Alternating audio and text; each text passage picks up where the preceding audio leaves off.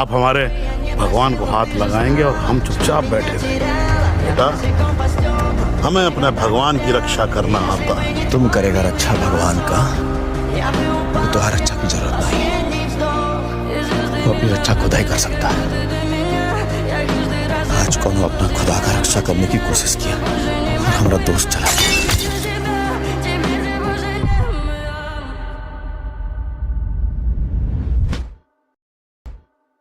ये भाया